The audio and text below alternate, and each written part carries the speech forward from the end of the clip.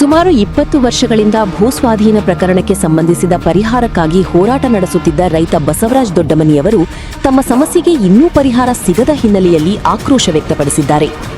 ಶಾಸಕ ಉಮೇಶ ಮೇಟಿ ನೇತೃತ್ವದಲ್ಲಿ ನಡೆದ ಹಕ್ಕುಪತ್ರ ವಿತರಣೆ ಕಾರ್ಯಕ್ರಮದ ವೇಳೆ ದಲಿತ ಪರ ಸಂಘಟನೆಗಳು ಪ್ರತಿಭಟನೆ ನಡೆಸುತ್ತಿದ್ದ ಸಂದರ್ಭದಲ್ಲಿ ನೊಂದ ರೈತ ಬಸವರಾಜ ದೊಡ್ಡಮನಿಯವರು ಬಿಟಿಡಿಎ ಕಚೇರಿಯ ಕೇಸ್ ವರ್ಕರ್ ಅಂಕದ ಅವರ ಮೇಲೆ ಚಪ್ಪಲಿಯಿಂದ ಹಲ್ಲೆ ನಡೆಸಿದ್ದಾರೆ.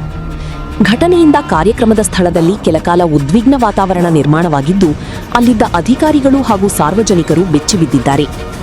ರೈತನ ಪ್ರಕಾರ ಭೂಸ್ವಾಧೀನಕ್ಕೆ ಸಂಬಂಧಿಸಿದ ಪ್ರಕರಣ ಕಳೆದ ಸುಮಾರು 2 ದಶಕಗಳಿಂದ ಬಗೆಹರಿಯದೇ ಉಳಿದಿದ್ದು, ಅನೇಕ ಬಾರಿ ಅಧಿಕಾರಿಗಳ ಕಚೇರಿಗೆ ಅಲದಾಡಿದರೂ ನ್ಯಾಯ ದೊರಕಿಲ್ಲ ಎನ್ನುವ ಆರೋಪ ಕೇಳಿಬಂದಿದೆ.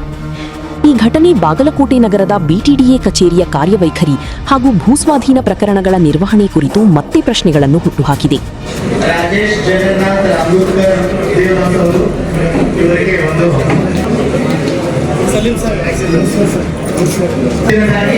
ಈ ಖಾತಾ ಉದಾಹರಣೆಗೆ ಸಂಬಂಧಿಸಿದ ಹೆಸರುಗಳನ್ನು